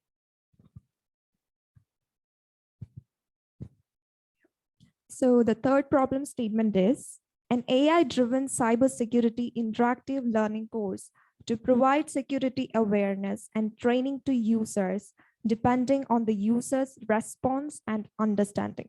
The course should be automatically adjusted for complexity, concepts, and depth. So how you move ahead with this statement is like that, like you will be aware of Udemy learning and all. So similarly, you will have to create a platform where a person, you know, there will be a chatbot. Maybe for example, let's take a chatbot. So you will be interacting with the chatbot, and the chatbot will be asking you questions and you will be answering it. And based on that, it will be giving you some recommendations. So if you want to learn about, let's say, cybersecurity, it will be asking you questions to assess your knowledge in the domain. And then it will be recommending you some courses. And then it will be giving you some task, like, let's say, how do you detect a phishing email? So you will be completing some projects or something like that. And then it will be analyzing accordingly. So it's mostly an interactive platform you have to do. So that's how you do this. And on tool basis, you can use like YouTube Studio, Spotify Studio, Google Classroom. They are all backed up by AI. So you can actually use those tools to develop something in this domain. Thank you. Thank you, Devi Priya. Moving on to next sector, cloud and mobile or web. I'll call Mohsin to introduce the first one. Hi team. The next problem for the cloud is there are many issues regarding the insurance and government subsidies. It is not in a unified manner. Like people do not get correct details regarding which all insurance, personal insurance, or government subsidy policies that they are entitled to. So what we are doing here is using cloud service, cloud-based service. You can use like AWS or Azure. What you do is all these are being stored in an unified manner. Like the problem statement here states that design a user-friendly cloud-based health insurance aggregation service. So we are creating a cloud-based aggregation service which allows users to view their personal insurance and government subsidized policies. So two things you must be clear, that all their personal insurance and government subsidized policies must be available in this cloud-based insurance service. So that's the first thing. Then another subset is that access to the subset of policy details should be extended to the healthcare institutions for them to immediately work on an emergency scenario. So when these people, they are suddenly like they have been admitted to an hospital or government hospital. So in these emergency cases, these government hospitals or hospitals must be able to find them, must be able to access to this subset of policy details. So apart from designing a cloud-based service, we must make sure that this also comes into action. And the third point is that the platform should undergo risk and compliance standard as per the law of government. So the law, our Indian government law states certain risk and compliance standards. So this is more of a security stand. So the security measures must be also taken for this cloud service space. So you could ask the doubts during your time. Thank you. Thank you, Mohsin. Next, I'll invite Anand to introduce the second problem statement.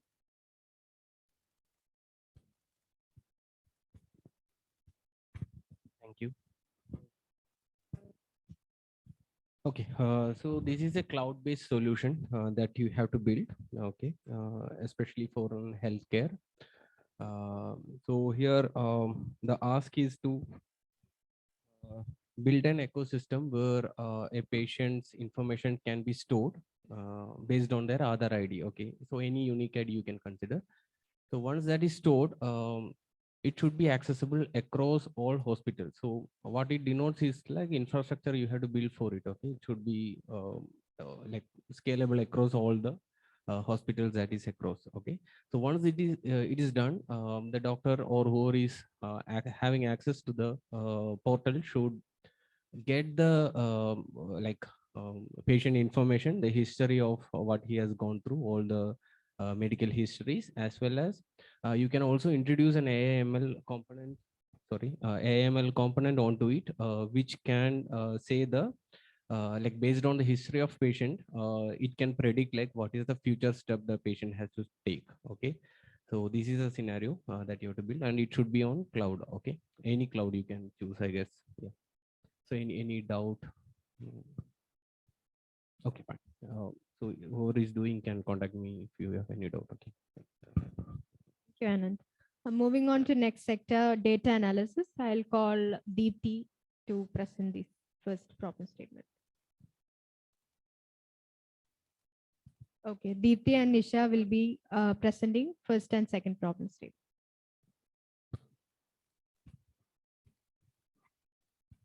Hi all. So basically in data analysis, we have two problem statements. First one is cloud-based, something similar to what Anand said. But here, the issue is like in our lifetime, it's not one hospital that we have visited. We visit multiple hospitals, probably hospitals that are close to your location. And also in an emergency situation, maybe when we are unconscious, somebody would be taking us to a hospital that is close by. So we want a system, a web app, wherein the doctors can access and get all your medical information, your medical history in one shot. So we have Aadhaar ID that we can link, we can use as a link for linking all our healthcare files. And it has to be on a big data cloud platform. The data has to be stored. And yeah, that's it. Basically a web app that wherein the doctors can access your medical information. Any questions?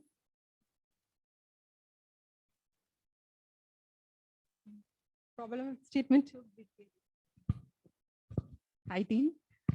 So you might have heard or read through the second problem statement for the data analysis, and it is related to the pothole detection from the drone images. And it is very relevant to our Kerala road conditions. Like the government officials need to identify the pothole conditions from the drone images. So basically, the participants are expected to develop an AI model, TensorFlow CNTK based object detection model to identify the pothole from the drone images.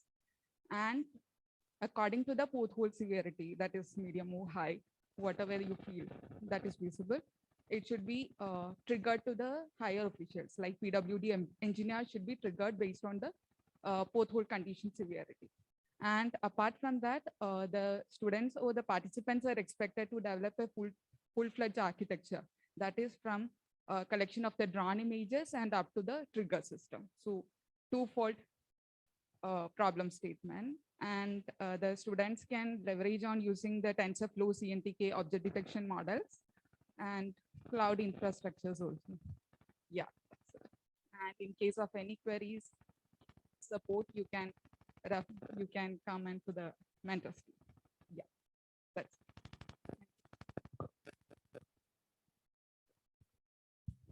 Thank you, Deepti and Nisha. So if anyone who are interested to change their sector, let us know. We will assist you on that. Okay. Yeah. Thank you.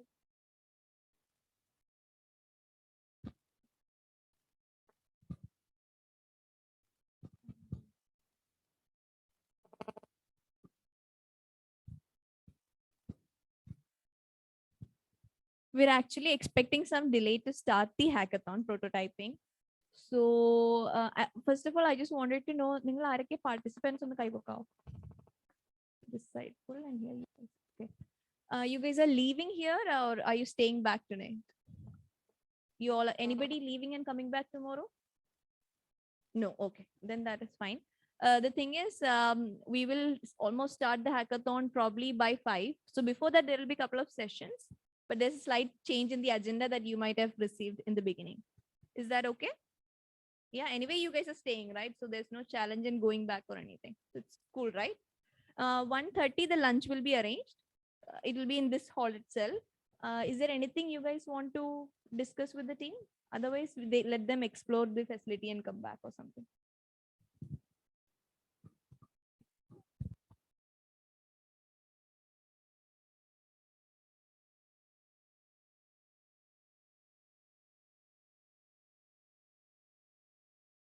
Group which has more than five people?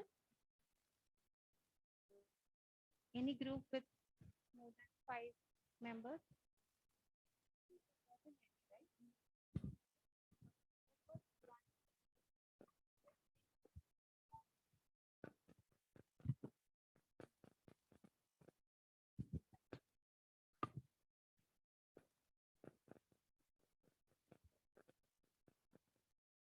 Is there